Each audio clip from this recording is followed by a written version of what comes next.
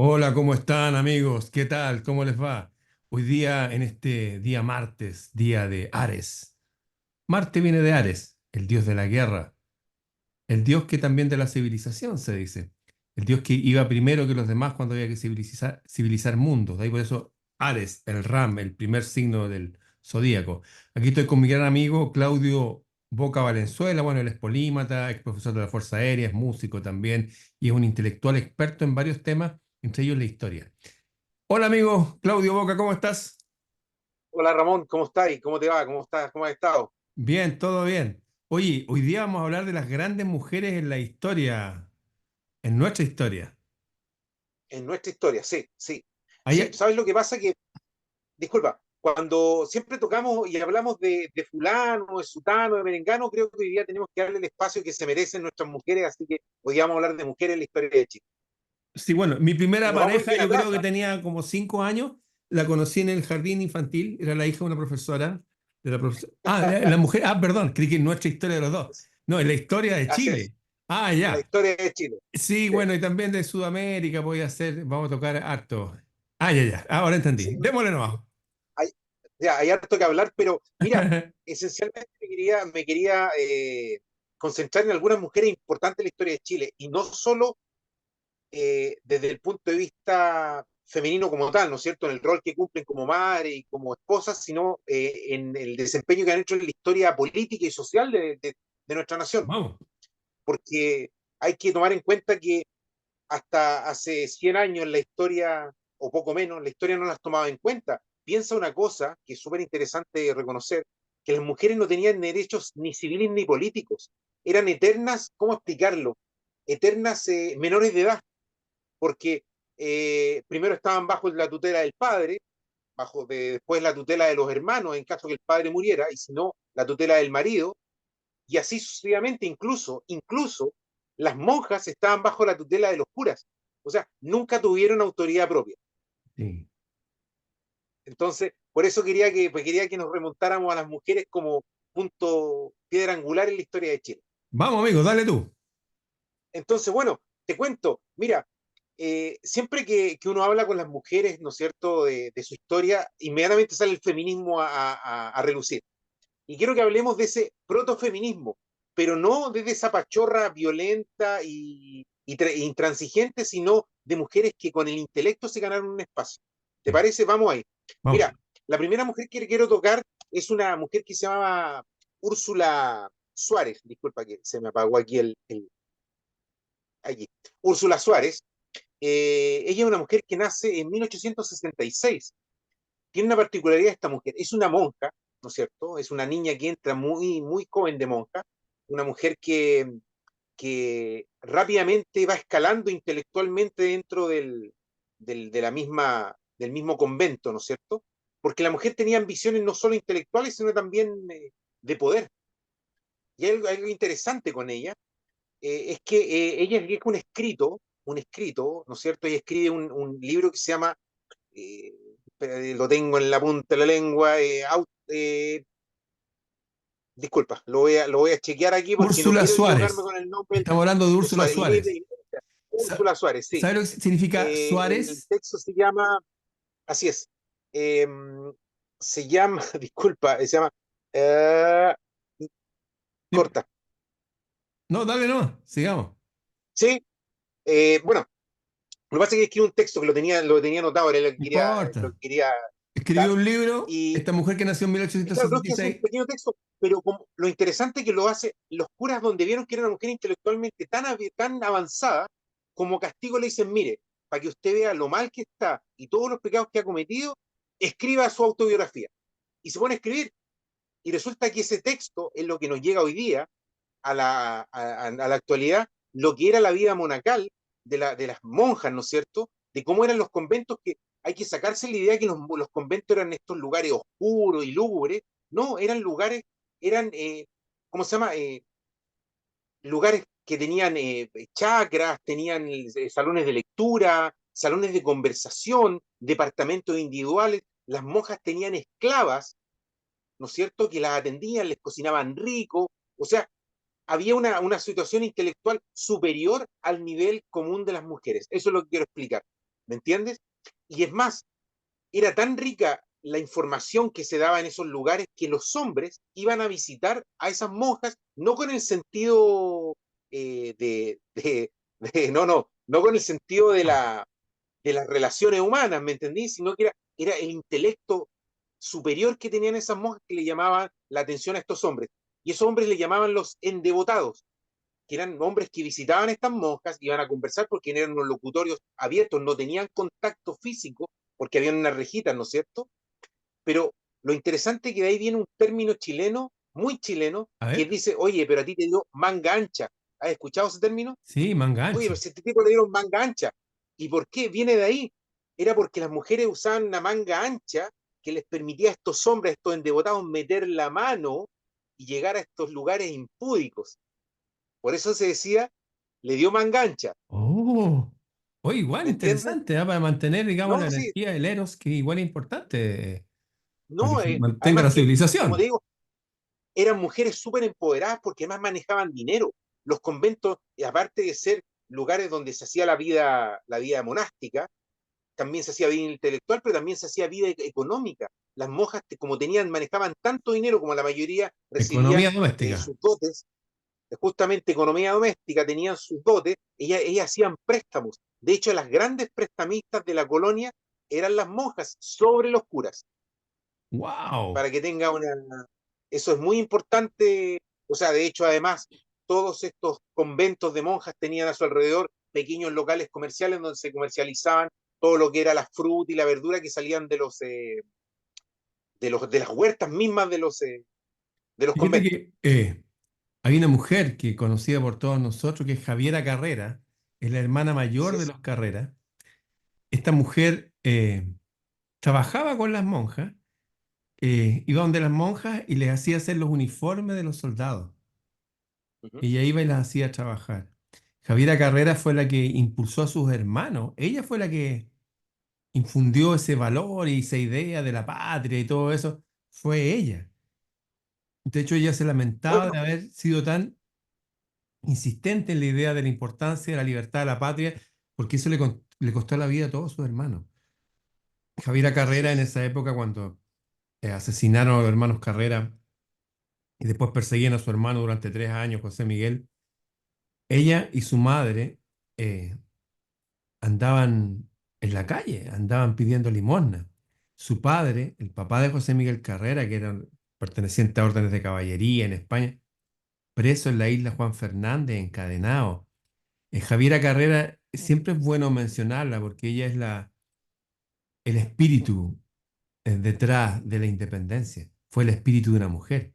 Ella dice, y lo dice que se lamenta haber ella insuflado ese espíritu tan patriota en sus hermanos, que se lo tomaron tan en serio que, bueno, hasta la muerte. Javiera Carrera, yo siempre dejarla ahí importante, es la que hizo nuestra primera bandera con sus manos. De hecho, si lo analizamos bajo este punto de vista, Javiera Carrera es la que, como se dice, contamina a sus hermanos con las ideas liberales. Sí. Hay que tenerlo bien claro. Porque además, ella viene de una familia no sé si rancia aristocracia, Sí, pero sí tenían mucho poder económico, porque su padre había heredado tenía herencia de unas minas de plata. De ahí viene la riqueza de los Carreras, de unas minas de plata que habían en ese minuto.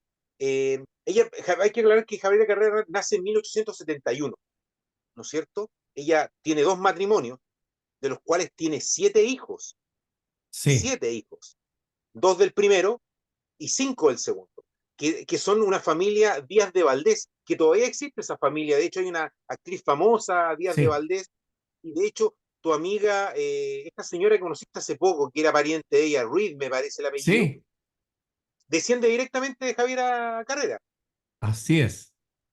De Sí, su, mira, y es interesante el papel de ella en el proceso de independencia, porque ella era el nombre, era la señal, era la clave entre los patriotas para reconocerse. Y esa clave era Viva la Panchita. No sé si sabías eso tú. no, Sí. O sea, si nosotros nos encontrábamos en la calle y tú eres patriota, y yo también, ¿cómo nos reconocíamos? Diciendo Viva la Panchita. Por Francisca Javiera Carrera Verdugo. Qué Entonces, bien. ella era el punto clave del Pero podría haber sido reconocimiento de la... también, porque su mamá se llamaba Francisca, Francisca de Paula Verdugo, y que esta señora no Así era es, menos patriota. Ella también a lo mejor le decían Panchita de su primer nombre. Y de hecho, cuenta la historia de que ella, cuando se juntaban los patriotas, ella se preocupaba, ¿sabéis qué? Me acordaba de mi vieja con nosotros, de servirles tecito. Les llevaba así es. tecito y qué sé yo, para que comía, coma, mijito. No, no, coma son duraznitos. Los cuidaba como una Pero mamá, mira, la mamá de todos. Francisca de Paula lo, Verdugo, la mamá de de los hermanos Carrera. de los hermanos Carrera, pero ojo, que en el caso de Javiera Carrera, ella no solo se encargaba de organizar estos salones intelectuales donde se discutían los temas de, la, de esta independencia, sino que además ella era escuchada dentro de estos salones, y eso es lo Sí, importante es que era el de la mayor también, era presencia mayor. era la mayor de los cuatro hermanos Sí, Carrera, ¿no es cierto? Pero además, lo importante era que otros hombres querían escuchar lo que ella tenía, que se decía. Además, en los salones de ella no solo se discutía de política, sino también se hacían hipotéticas batallas, campos de batalla, o sea, la estrategia militar estaba en esos salones literarios que ella organizaba. Ella, mira, tuvo un rol importantísimo en todo este proceso, porque además ella se encargaba de proteger a soldados que venían heridos, sí, también hacían de enfermera, junto con las de monjas. enfermeras. Ellos producían, ¿cómo está? Estos apósitos, crean estas vendas para los heridos, que no es como ahora que tú las compras en cualquier parte. En ese tiempo se tenían que producir a mano, o sea, una por una.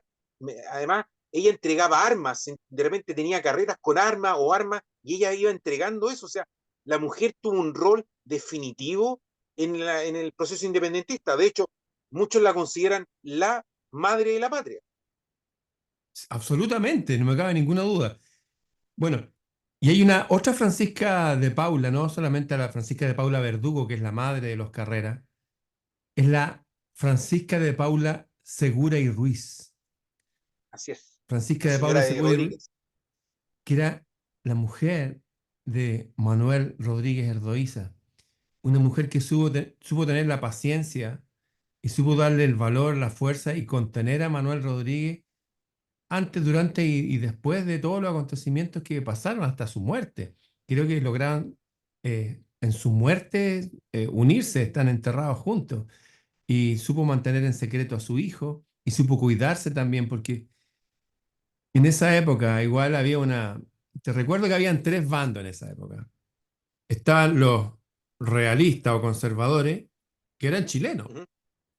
Así es. Estaban los patriotas, que eran chilenos. De hecho, habían españoles acá, También, los patriotas, porque querían cortarse de España, chao. Y está el claro, grupo del medio, que son los tibios, los que hicieron el Tratado del Ircay, bueno, de nuevo que tener un rey. Y ahí estaba O'Higgins y San Martín. En realidad eran considerados los tibios. Bueno, en ese contexto que había que cuidarse de todos, no sabía quién era quién, la mujer supo mantenerse en silencio y ser súper potente y mantener la llama encendida de Manuel Rodríguez. Piensa que este tipo andaba solo, cruzaba solo la cordillera, ida y vuelta. Y había un ancla que tenía, que la gente no sabe. Cree que sí estaba la patria, por supuesto, la idea de la patria. Pero él, como todos los caballeros antiguos, tenía su musa inspiradora. Y es así es. Francisca de Paula Segura y Ruiz, de aquí, de la zona de Pumán, que de hecho, cuando caminaba Manuel Rodríguez, pasaba por donde vive el amigo Diego. Esos mismos caminos, son los mismos caminos, las mismas huellas que transitaban, están ahí todavía, en Pumanque. Francisca de Paula Segura y Ruiz, la mujer de Manuel Rodríguez, el guerrillero. O sea, si seamos siendo sinceros también, yo creo que todas las mujeres que participaron de los procesos de la independencia fueron vitales para este proceso. Porque como decís tú, alguien tiene que empujarte desde atrás cuando tú flaqueás, estás ahí en desánimo, con miedo a veces. Estas mujeres empujaban a esto. Bueno, en el caso de Javiera Carrera, su hermano, ¿no es cierto?, lo alentaba a decir, bueno, continuemos con esto. Y Francisca de Paula le decía a Rodríguez, y la mujer de Carrera también tiene que haber empujado. ¿Me entiendes? La señora Pérez Cotapo, la hermana de la cuñada de José Miguel Carrera, también tiene que haber empujado. O sea, hay, Hay hay más que mujeres. reconocer que ellas son, exactamente, son el 50% de todo lo que No sucedió. menos, en ¿Me porcentaje entiendes? mínimo, solo que los conocemos por los rangos No, que no, tenían, que era la esposa de José Miguel Carrera. Pero, por ejemplo, para mí, desde mi punto de vista, hay una Carmen Serrano. ¿Quién es Carmen Serrano? Es la primera mujer de mi tatarabuelo, Ujú, que le dio su primer hijo hombre y de ese primer hijo hombre vengo yo. En los tiempos más difíciles de guerra, de batalla, cuando se tuvo que enfrentar a O'Higgins y enfrentarlo porque O'Higgins estaba atornillando al revés. Si aquí tenía una claro, especie de dictadura, po. En fin, claro. en esos momentos también incluso coloquialmente ellos eran muy, muy unidos. O sea, para afuera mi tatarabuelo era una persona de guerra y todo eso, pero era un hombre amante de su mujer. Oye, Como, claro, a dime, propósito, fue su mujer, no se casó con ella. Es importante entender que en esa época, como antes de la historia de la República, la época cuando llegaron los españoles, a veces los soldados tenían hasta 6 mujeres. Y con eso pasaban los inviernos y las mujeres trabajaban, hilaban, había que hilar, salían a pescar, a cazar, hacían el fuego. O sea, la relación entre hombre y mujer aquí no se habla solamente que sean casados. Han habido los grandes amores de la historia. Krishna y Radha son amantes. Radha era una mujer así casada es, y se juntaba con Krishna. O Salomón y Saba. Salomón tenía sus esposas en plural y Saba tenía su reino con su rey. Igual se amaban. O sea, en la vida real del ser humano, como en las órdenes de caballería, yo tengo varias cosas. Estoy leyendo un libro ahora de Otto Rand de la caballería. Existe esa relación de la mujer que te amaba, aunque no fuera tu esposa. A mi tatarabuelo lo exiliaron y su amante, su mujer allá, fue la reina de la Polinesia. Y con ella tuvo todas las Pomaré, mujeres, la reina Pomaré. También su mujer, la mujer le da energía al hombre, aunque hay en tiempos de guerra y de batalla. Y en ausencia de eso también te da inspiración, te ayuda a ser un mejor hombre. O sea, la relación hombre-mujer va mucho más allá que de esposo y esposa como la conocemos. así es. Pero mira, podemos seguir hablando de otras mujeres de la historia Dale. de la independencia chilena. Te puedo nombrar a de Recabarren. Luisa Recabarren. ¿Quién era? Luisa Recabarren era la mujer de Gaspar Marín. ¿Quién era Gaspar Marín? Tú me dirás. Gaspar Marín fue el primer secretario de la primera Junta Nacional de Gobierno. El primer secretario de la primera Junta Nacional de Gobierno, Gaspar Marín, que después en la segunda Junta de 1814, la que tú dices que normalmente querían volver a tener rey y todos los Sí. tibios, esa mujer hicieron un doble papel. ¿Por qué? Porque cuando Gaspar Marín en el año 1814 tiene que arrancar a Argentina, ¿qué hace la mujer? Se queda en Chile, sigue haciendo estos salones literarios que se hacían, estos salones de conversación intelectual donde se seguía comentando con respecto a la, a la Independencia. independencia, pero, pero ella misma se dedicaba a mandar cartas a su marido y finalmente ¿en qué se convierte? En un informante de lo que pasaba en Chile y en Argentina. A ambos lados estaba manteniendo la información. Eran las que le decían al marido a través de carta, oye, mira, está sucediendo esto. O sea, eran como los correos electrónicos secretos de aquella época.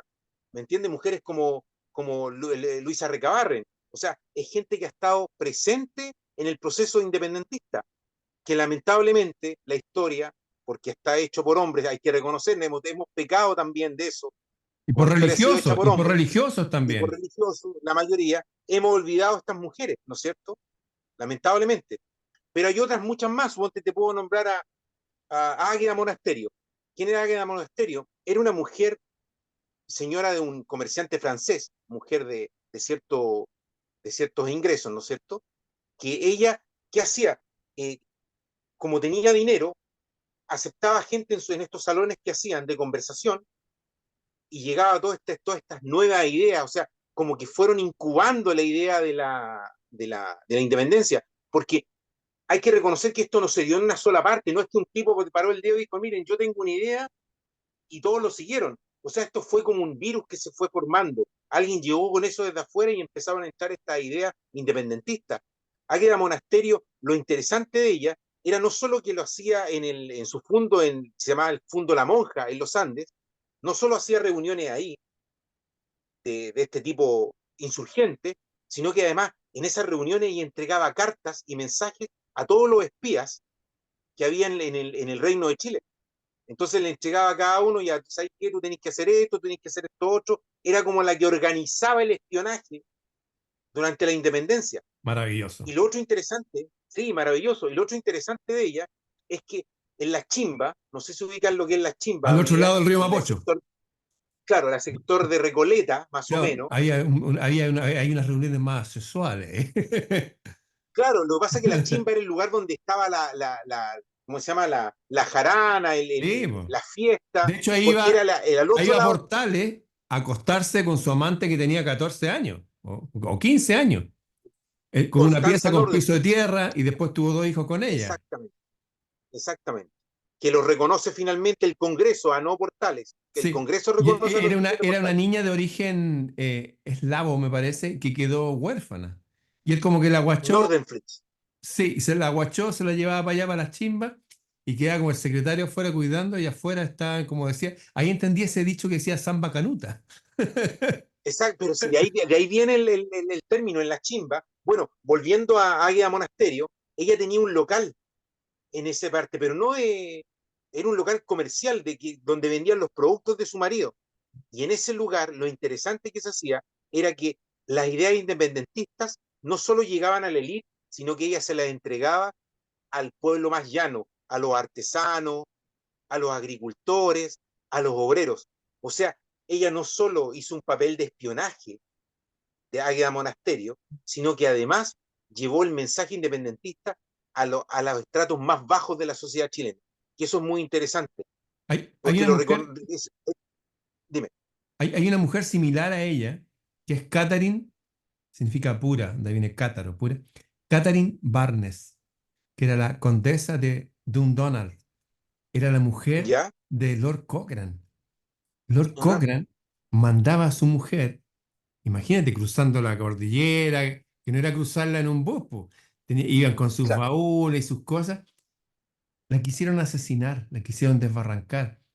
Y nosotros, la gente común se imagina como que esta gente de la nobleza, ay, que anda así, que poco menos que no va a quebrar un huevo. Eran mujeres súper hermosas, súper inteligentes y súper fuertes, que se enfrentaban a lo que sea y seguía las ideas de su esposo, que era luchar por la libertad donde quiera que hiciese falta. Y ella arriesgándose, cruzaba la cordillera en mula. ¿Para así qué? es, Para llevar mensajes importantes desde acá de los patriotas a los patriotas al otro lado de las montañas. de las Catherine montañas. Barnes. Mira, no conocí ese dato, pero ¿sabes lo interesante de esto? Que las mujeres, a través de la ilustración, a través del intelecto y la conversación, lograban salir de esta media, que era la mujer, porque en la casa en aquella época, ¿qué se le enseñaba a la mujer? Economía doméstica, cocina, un poco de música y quizá algún idioma y nada más, porque la concepción, o sea, el, el trabajo de la mujer era la familia, nada más. Pero estas mujeres, como dices tú, tenían un intelecto superior y también tenían convicciones superiores, incluso sobre su vida, porque arriesgaban su propia vida. Lo que me estás diciendo tú, imagínate cruzar eh, el cruce de la cordillera. En aquella época, estamos hablando a principios de 1800, en mula tomaba 7 días, en verano. Claro, siempre tenía que Siete ser en días en verano, mula, no se en podía verano. cruzar en invierno. En verano. En verano. No, no, es que algunos tipos lo hacían en invierno, en Y caso de no se emergencia. sabía cómo lo hacían, porque a veces, como Manuel Rodríguez, decían que tiene que haber túneles. ¿Cómo lo hacen? Claro. Es importante eso. Lo que pasa que en la cordillera, en el sector central, ¿no es cierto? Lo que es los Andes, todo el sector, habían 10 pasos, 10 de los cuales solamente los patriotas usaron dos al cruzar en la zona central. De los 10 pasos, solamente dos. Por eso era tan difícil que las tropas españolas pudieran saber por dónde iba a ir. Pues tú lo veis que estaban en el paso uno, pasabais por el 5 o el 6. Tenían nombres distintos, pero Sí, le estoy dando una idea general, ¿no es cierto? Entonces era difícil para para un pequeño pelotón de hombres ubicarte porque teníais posibilidad en muchos pasos de cruzar la cordillera. Mira, que no quiero que me quede también dale, afuera y quiero hablar de Paula Jara Quemada. dale. También otra patriota súper importante porque ahí afecta a un pariente tuyo directamente. Paula Jara Quemada, después de mujer también de la élite chilena, ¿no es cierto? Estamos hablando de una mujer de la más rancia aristocracia chilena, nacida más o menos por ahí por 1768. Paula Jara Quemada, ya en la época de la independencia, era una mujer ya con cierta edad, 40, casi los 50 años. Y para esa época era Ella una anciana. particularmente, una anciana abiertamente, ella tenía una hacienda en Paine, ¿no es cierto? Y después que tu pariente, Ramón Freire, rescata a O'Higgins del desastre de Rancagua, acuérdate que él y 120 hombres rescatan a O'Higgins, los O jinetes de sea, Bramante 120 rescatan a O'Higgins. quedaron. Eran Exactamente, 200 y quedaron, murieron 100 defendiendo a O'Higgins, que no siguió las órdenes de carrera, por eso perdieron. Y se fueron a exactamente. refugiar Y allá. cuando van de retirada, se van a retirar a este fundo en Paine de doña Paula Jara Quemada, que lo esconde en sus bodegas. De ahí queda ese mítico vino que no hay en Chile, que se 120. llama 120. Pero 120, de originalmente aquella eran época. 220, pero murieron 100. 120 son los que llegaron. Imagínate, imagínate. Y eso estamos hablando de 1814. Pero en 1818, después del desastre de Cancha Rayada, llega San Martín nuevamente a esa hacienda a refugiarse, a pedir auxilio para sus enfermos y heridos, a darle refresco a sus caballos, ¿no es cierto? Pero además a aprovisionarse de alimentos. Ella abiertamente, como patriota, le dice, bueno, tomen lo que necesiten, le da caballos de su propia hacienda, y además de eso le dice, oiga, ¿sabe qué? Yo tengo un montón de hombres y se los doy para la causa patriota. Así que manda a sus propios empleados a luchar por la causa patriota. Eso es súper interesante. Pero idos, San Martín y su gente de nuevo rumbo hacia Santiago, hacia Maipú, cuando se da la última batalla, ¿no es cierto?, antes de la independencia.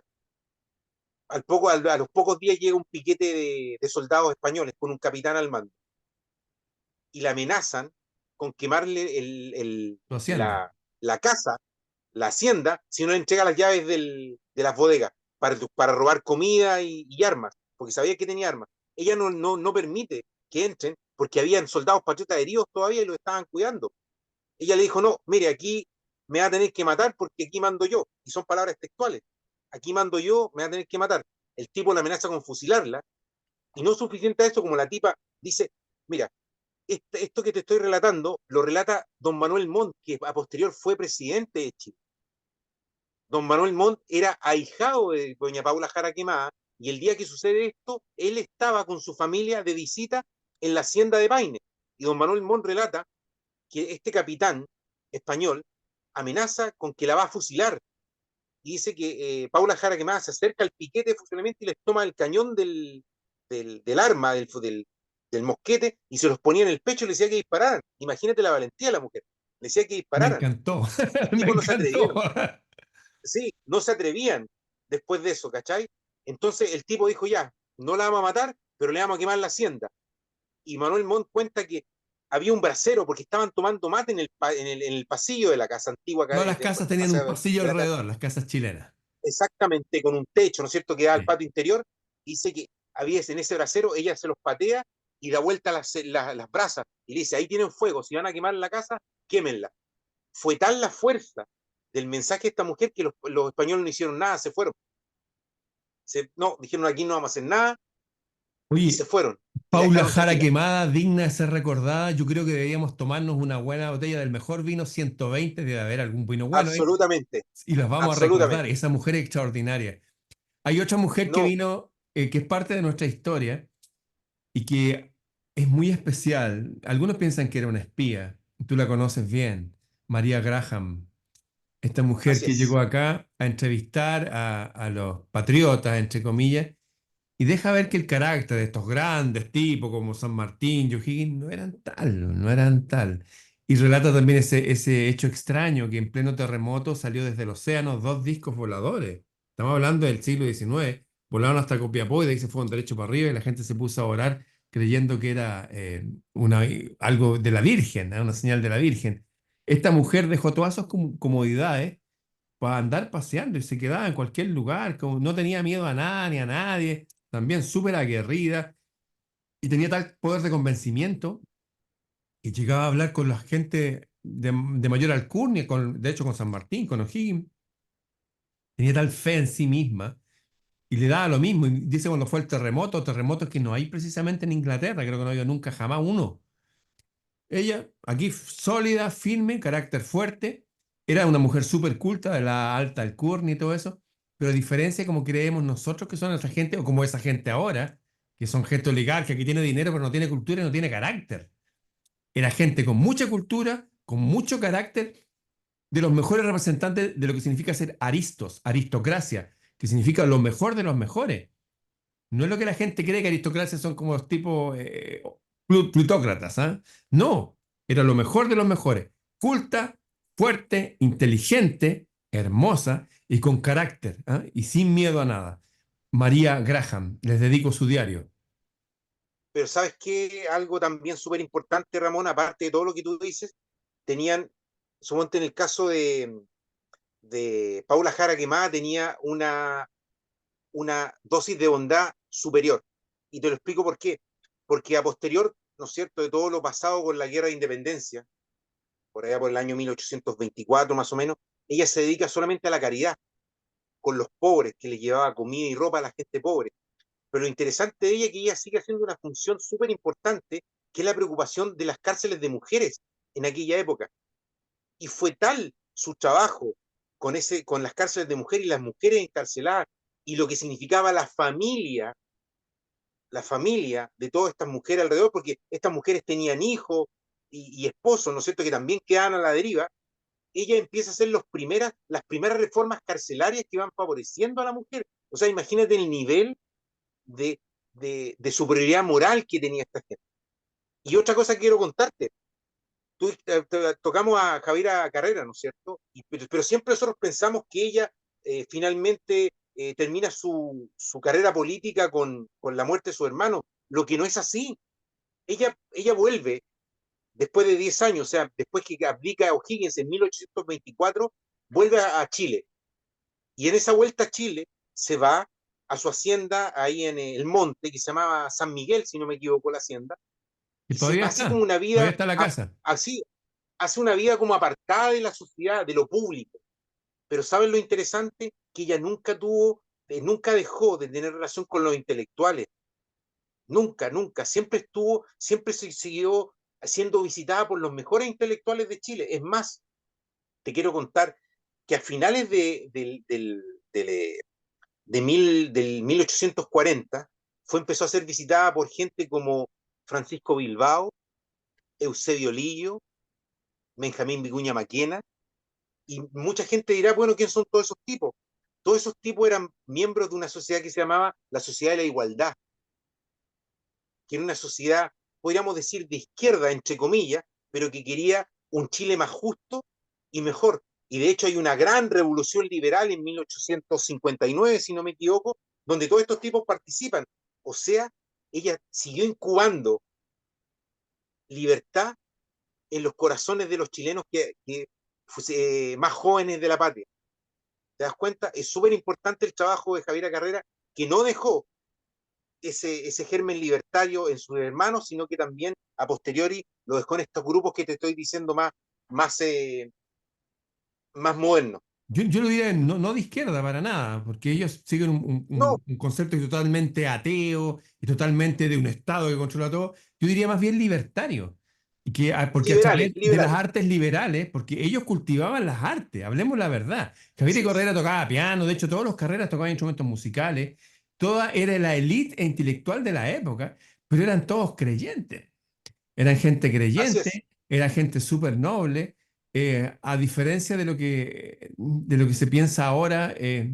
La gente ve ahora en blanco y negro, izquierda o derecha, pero la verdad es que hay otras posiciones, hay terceras posiciones y cuartas a lo mejor, que son súper interesantes, que tiene que ver con esta gente que tiene mucho poder económico, pero tiene mucho poder intelectual, mucho poder cultural, y desde el alma realmente quieren una sociedad mejor. Y eso lo demuestran en su día a día, en su vida, y en estas reuniones, en estas tertulias, que fueron la base de todas hasta en Estados Unidos, me acuerdo que Benjamin Franklin era aquí en la casa de su papá, todos los días, después de las 7 de la tarde, a la hora que hacemos nuestro programa, se juntaba el papá con los amigos a conversar, a jugar, a tocar música. Y de ahí se así es, gestó así es, los espíritus patriotas, o sea, gente intelectual, gente buena, y bueno, y eran todos muy creyentes, aunque pudieran tener distintas creencias. De hecho, por ejemplo, Jefferson tomó la Biblia, tomó dos Biblias, de hecho, y recortó todas las partes donde hablaba Jesús y se hizo su propia Biblia. Jefferson era católico, era protestante, él creía en Dios, punto, y se acabó, igual que Carrera. así es. Creían en Dios y chao, pero también creían en algo superior que era su propósito de vida. Y como Javiera Carrera era el servicio a los demás, pues lo demuestra en toda su vida hasta el final. Así es. Lo que pasa que yo te digo, bueno, yo lo pongo de un lado de más de izquierda para hacerlo un poco más contemporáneo, pero como viéndolo desde ese punto de vista, claro, manejaban las artes liberales, eran liberales, Sí, como tu abuelo, como tu mi tatarabuelo, tatarabuelo, que no, los pipiolos claro, lo porque mira, decían. exactamente, los pipiolos y los pelucones, pero tu abuelo era pipiolo. Porque Sí. mira, ya que estamos tocando mujeres con capacidad de organización, ¿no es cierto? Y de una visión superior, yo te puedo tocar a una persona que también te afecta a ti y llega en cierto punto a tu, a tu pariente, Enriqueta Pinto. ¿Quién era Enriqueta Pinto? Me van a decir mucha gente. Hija de Juan Antonio Pinto, presidente de la República de Chile. Al principio estamos hablando me parece que fue liberal un poco antes de Sí, tu, vino después después de de tu él. abuelo, el Sí, tatarabuelo, el que después viene. de él. Igual que mis vecinos también son Claro, pintos. Estamos todos conectados. Mis vecinos de atrás son Balmaceda. Estamos todos conectados. todos viven en el mismo barrio, ¿te das cuenta? Entonces, ¿qué Sí. pasa con Enriqueta Pinto? Enriqueta Pinto fue una mujer que se casó con el de Bulnes, Manuel Bulnes, que era un tipo, ¿cómo Sobrino de decirlo? Joaquín Prieto, militar. Así es, El- militar, pero era un tipo no con tanto vuelo intelectual, pero ella llevó el vuelo intelectual a la moneda. Ella hizo salones literarios donde juntó a los políticos con los intelectuales, hizo ese cruce entre política e intelecto, ¿me entiendes? Bueno, de hecho, Enriqueta Pinto es una de las que aboga por cambiar el Palacio de Gobierno desde la Plaza de Armas, que hoy día es el Museo Histórico Nacional, y se lo lleva a la Casa de Moneda, que es la moneda que nosotros hoy día conocemos. O sea, una mujer que abogó por el intelecto en nuestra nación, donde, bueno, se codeaba con Rugendas, con Andrés Bello, de hecho, fue pupila de Andrés Bello. Imagínate el nivel cultural de las mujeres, así, eran superiores, superiores, hablaba varios idiomas. Nos quedan 2 minutos. Me gustaría para terminar señalar que todas estas mujeres tienen un hilo conductor, que son todas intelectuales, o sea, muy cultas, son todas ¿Mm? muy valientes, todas manejan muchos recursos económicos y todas tenían esa voluntad de hacer estas pequeñas reuniones, a veces en sus casas, eh, para juntar a la gente y empezar a volar intelectualmente. Necesitamos esas mujeres patriotas ahora, que Así es, promuevan la cultura, el arte, la belleza. Desde la época de los griegos sabemos que la única forma de liberarnos de esta cárcel en que nos han metido, con toda esta injusticia que se repiten año tras año, es a través de las artes liberales, de cultivar el intelecto y de relacionarnos con los otros como verdaderos seres humanos, como Homo sapiens, hombres y mujeres sabios. Oye, gracias por este resumen súper bueno. cortito, relación autobiográfica. Úrsula Suárez, aquí tenía el apunte que no lo encontraba, aquí hubo ahí un Ya, lapsus. Úrsula relación Suárez, relación autobiográfica. muy interesante. Oye, Paula Jara Quemada es digna de ser recordada constantemente, ¿ah? Así es. Paula Y Jara Quemada, muchas que están en gran, el bueno, olvido. todas, pero ellas representan a un montón de mujeres anónimas. De hecho, quisiera nombrar a Importante. Arsomina Montero, Violeta Flores, mi abuela, mi madre, gente súper potente que dio toda su vida educando. Y que hoy día hay muchas mujeres potentes que están saliendo en Chile. Yo sigo a Así Vanessa es. Kaiser, me sorprende su fuerza, la Teresa Marinovich, la Mervilá, que ahora andan en Europa, andan mostrando gente súper Una capa en intelectual. historia, No una es que capa. coincida en cada cosa con sus creencias, no, pero su fuerza, su poder, su intelectualidad me llama la atención. Y a nivel hispano, la Cayetana Álvarez de Toledo me parece una reina de verdad. Bueno, el otro lado de la cordillera tengo a mi amigo Tati Restovich, la Chinda Brandolino, también gente de alto nivel intelectual, pero que se mezcla con nosotros así y para seguir cultivando el arte de pensar. Bien, Y amigo, sin escándalo. sí, Y sin escándalos. será Ya, hasta un el abrazo próximo grande, mes. Ramón, para Nos todos. vemos. Chao, chao.